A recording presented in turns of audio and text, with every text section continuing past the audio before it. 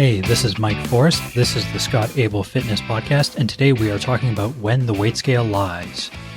And Scott, this you were reminded of from a client, Melissa, and her check-in, and she was doing a comparison of 2009 versus 2019 and just the amount of weight she's lost and some of the changes that have gone on or some of the changes that she's seen that you wanted to talk about because it's a good indicator of not just when the weight scale lies, but how there are other things going on under the surface that are worth digging into.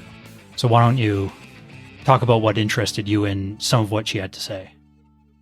Well, it was, first of all, a shout out to Melissa. Of course, it was nice of her to send two pictures from a decade apart, right?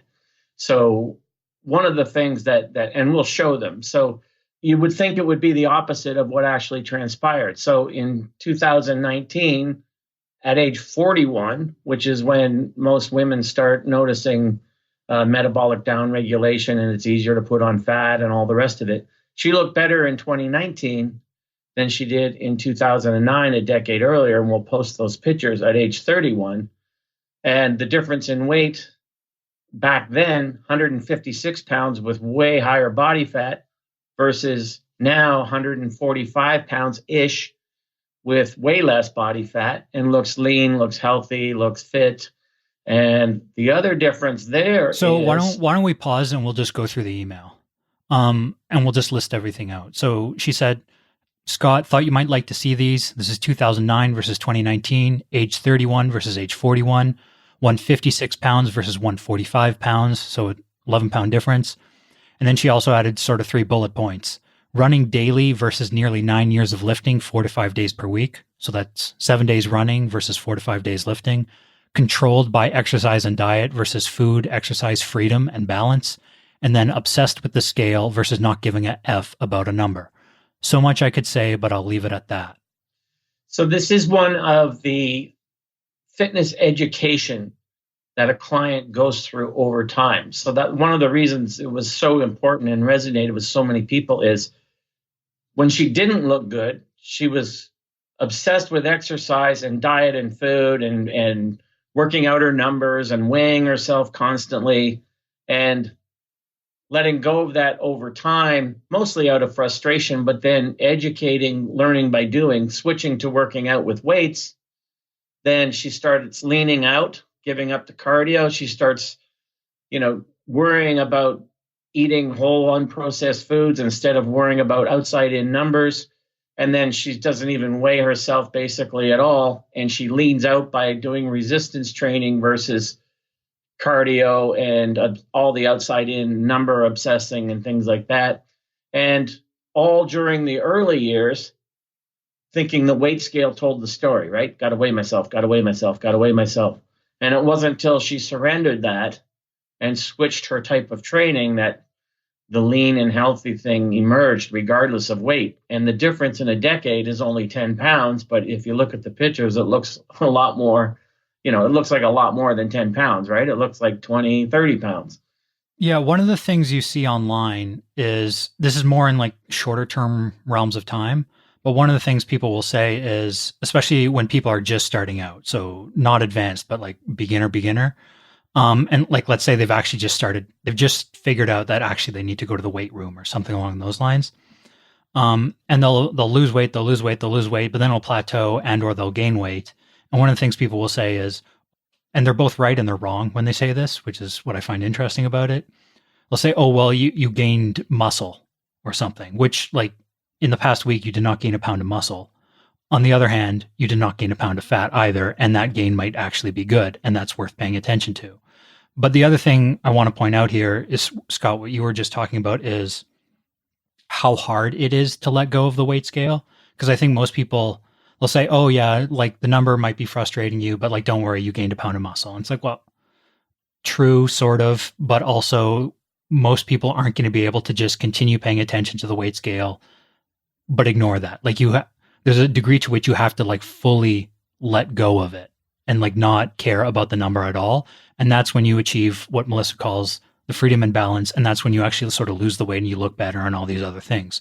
All that falls into place. But first you do have to actually be willing to not just try to re-explain the number on the weight scale, but just fully let go of that number on the weight scale. And I think there's an important difference that a lot of discussions I see kind of miss. They miss the forest through the trees. Yeah, and a lot of it is due to what I call a perceptual bias, right? People filter these numbers on the weight scale through what they want to think, or confirmation bias or whatever. Oh, I've gained muscle. Well, you don't know that. It's the weight scale is not going to tell you what kind of biochemical and hormonal and metabolic sequences are happening based upon that number. And we know that now because of the way the research is skewing on things that weren't really that well understood before, like gut short chain fatty acids and the microbiome and things like that are affected by what you eat. So it's the same way that people want to crunch numbers and think that 100 calories of chicken, 100 calories of chickpeas, and 100 calories of chocolate are the same thing. They're not the same thing. So when you step on a weight scale and you see a number, it's not telling you there's progress or a lack of progress. It's just telling you a number. That number is only meaningful within the larger context of what you've been doing. And then it may or may not have some kind of significance. I can give you another example. A friend of mine was doing intermittent fasting for a while. And I didn't say anything. I'm not a big fan, of course. But he stopped doing it, and he's gained about 25 pounds, and he looks way better, like way better. So by letting go of the scale and giving up the sort of deprivation denial cycle, right? Oh, I can only eat within this time frame. Actually put on what looks like lean mass. But if he was stepping on the scale during that whole 6-month difference of surrendering the intermittent fasting along with weighing himself, he'd be horrified by the scale going up. But now all he gets is comments from people, wow, you look good. Like, have you been working out? Have you been, that kind of stuff, right? So it's the same with Melissa here. Like, she wouldn't have been able to get to 10 years later and looking better at 41 than she did at 31. She wouldn't have been able to find that relevance had she still been weighing herself on a consistent basis, because that's the title of this, right? When the weight scale lies. And it lies all the time, mostly because people have faulty filters about what that number means. They want it to mean a certain thing.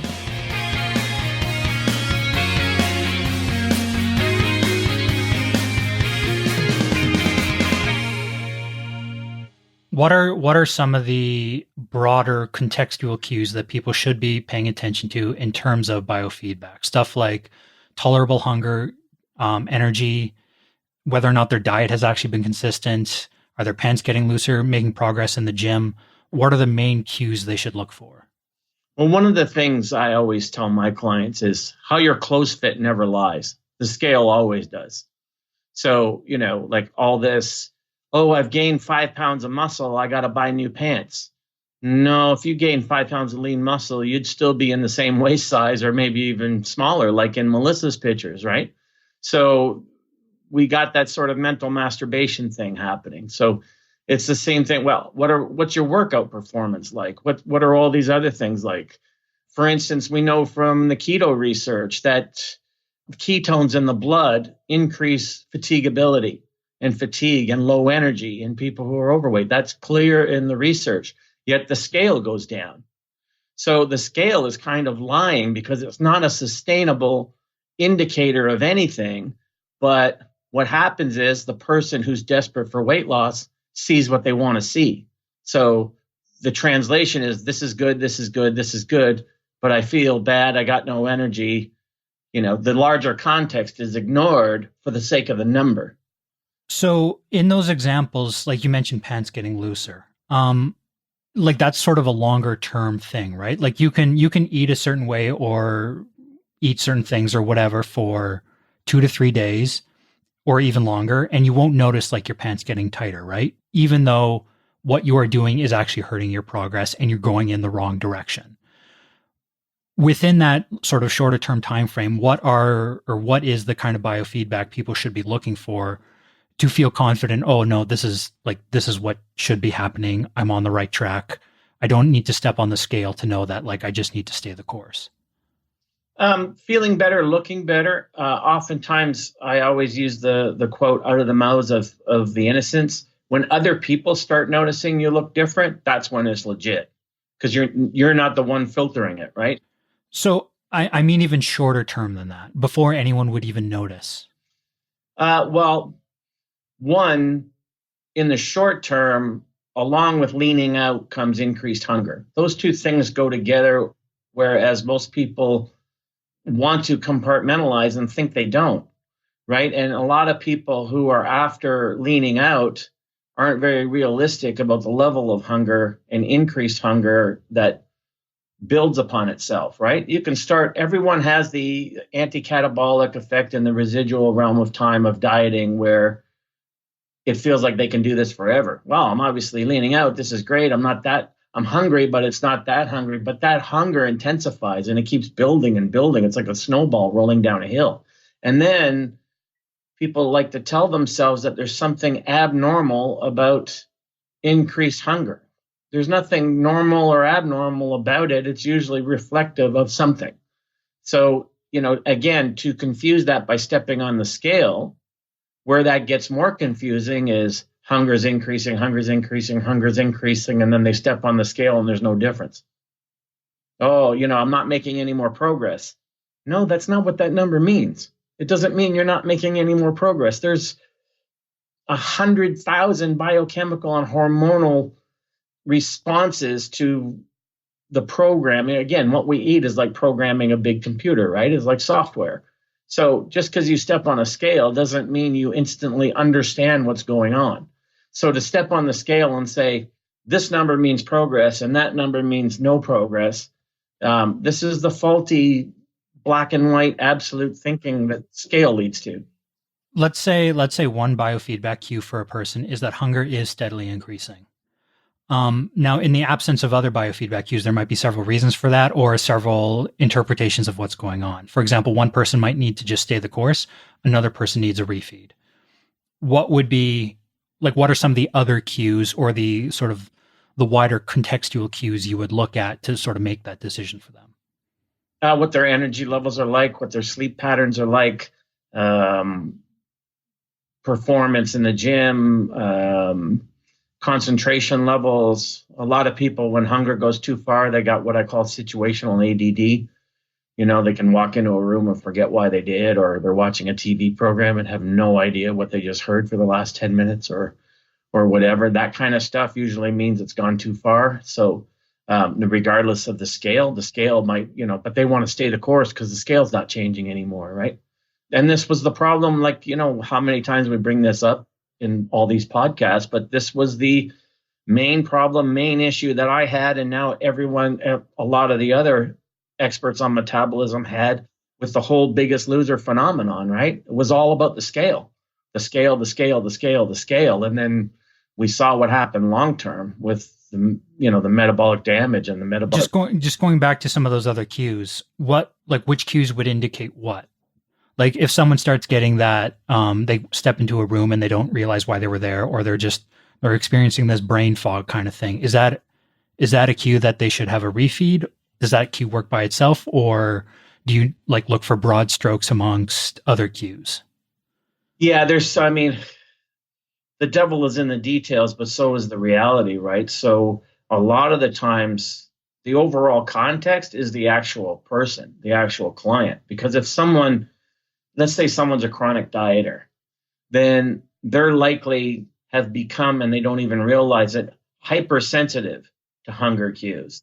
So where you and I and normal people can just notice a pinch of hunger and wave it off, it'll be mealtime soon, I'll just drink my water or whatever, no big deal. They're so hypersensitive and hyper alert to a hunger cue that they overemphasize it. You know what I mean? Oh, I'm hungry within 40 minutes. But are you famished hungry, or are you just hungry as a variation of how your diet strategy has been unfolding? So there's that overall context of the person as well. So that becomes a pretty important detail, right? Like, who is the person reporting the hunger? And like that, sometimes I'll get clients like that, especially because I deal with people with past eating and food issues and stuff, and they're hypersensitive to these cues. So then I'll look at their diet strategy. And if there's absolutely no reason they should be this hypersensitive to their hunger, like in other words, they're getting adequate meals. There's not, they're not skipping meals, they're not missing meals, and I know I've supplied them with more than enough calories, then, that's a whole different thing to deal with. But those are the people who tend to jump on the scale as well. I had a client several years ago, a male client. He weighed himself 7 times a day. 7 times a day. I don't know what he expected would happen. And he thought it was progress when he went down to weighing himself after every meal and before bed, which was 4 times a day. I was like, no. Well, technically. Well, no, because you're not surrendering the dependence on the scale as if it's telling you something meaningful. So he was never going to get anywhere without surrendering that, because like I said, like the client, or not the client, the friend who was intermittent fasting, had he been weighing himself, it would have freaked him out, right? But the end result, 25 pounds later, was a good thing.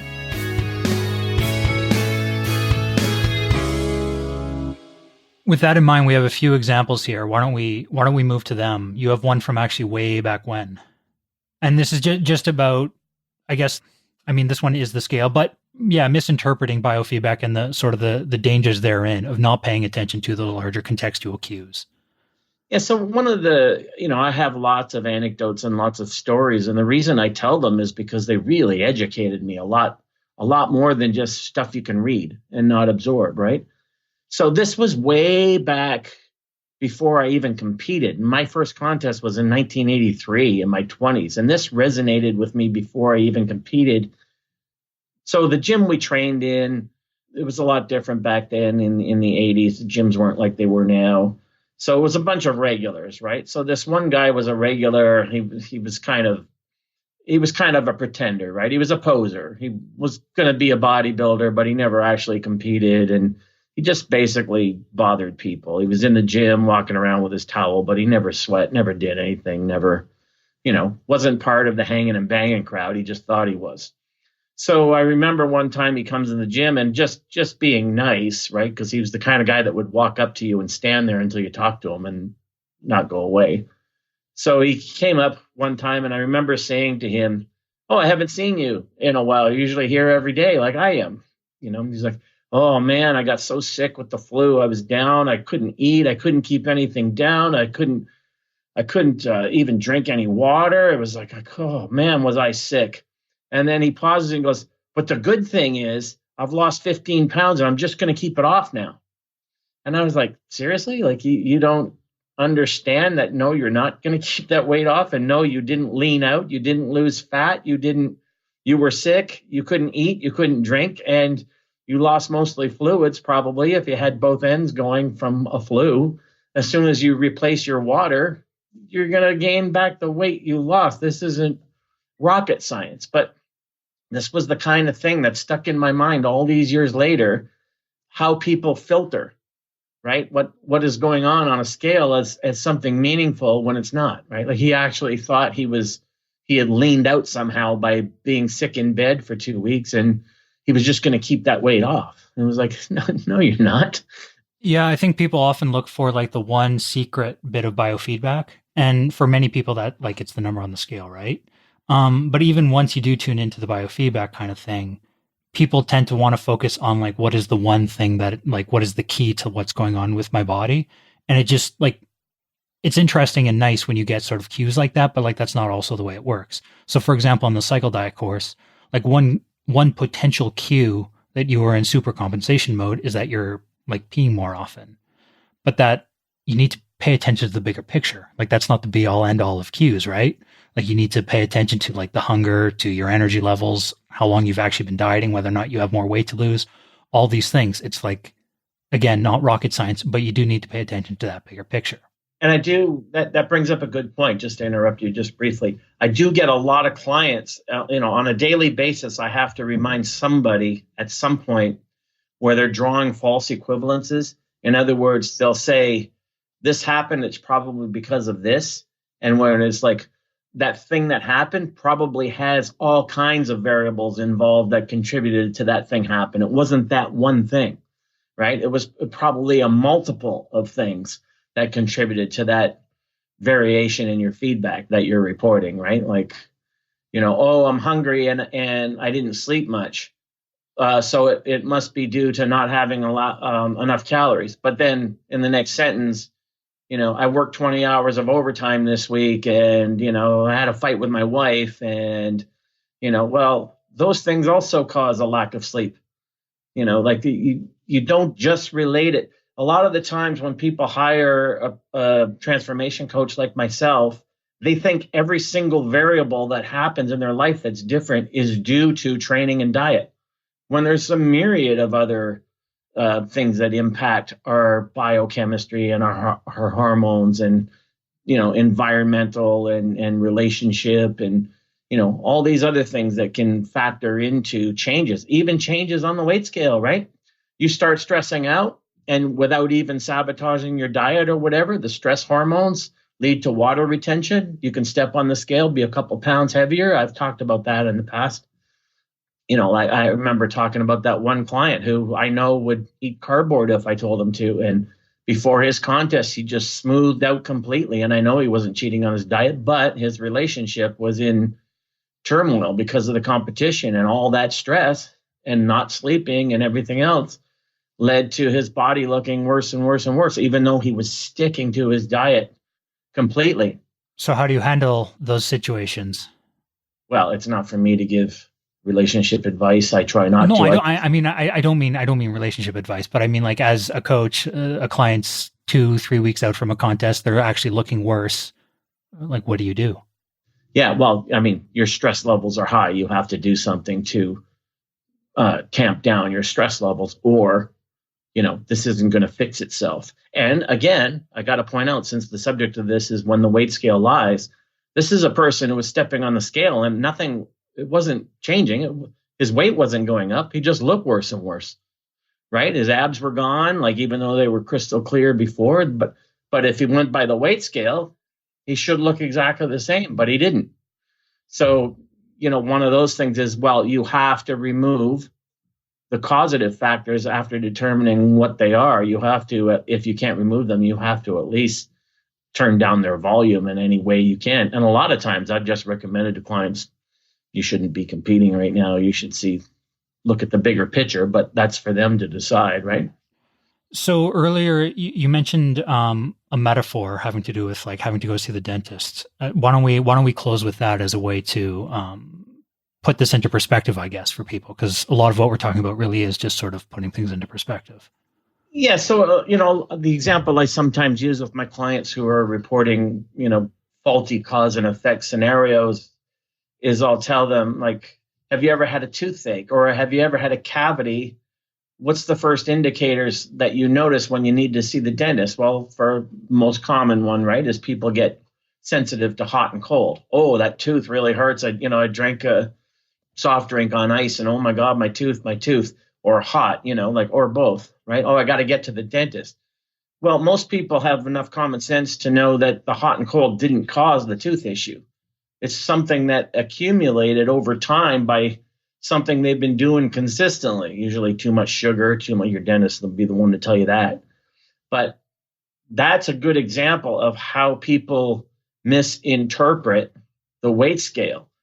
Yeah. So I think the main thing to think there, or the main thing for people to take away, or one of the differences between what we've been talking about in terms of biofeedback and between a cavity, is that with the cavity, it's very easy, right? Like, if your tooth hurts, whether or not you think it's the hot or the cold thing, like, it's the tooth. Like, you've got an issue with the tooth. Whereas with the weight scale, there's sort of an extra layer of abstraction or something along those lines, where actually figuring out what's wrong, or whether or not anything actually is wrong, is a little more different, because it could be any myriad number of factors and or some combination thereof. So it's a little harder. And I guess one way to close this is just, you have to pay attention to the bigger picture. And I think that might be where we can leave it. Yeah, and let's close the way we started. Take a good look at those pictures of Melissa over a decade, right? Where the difference is only scale weight is only like 10 pounds or so, but how it looks is massively different. So, the scale wouldn't have helped her in that endeavor.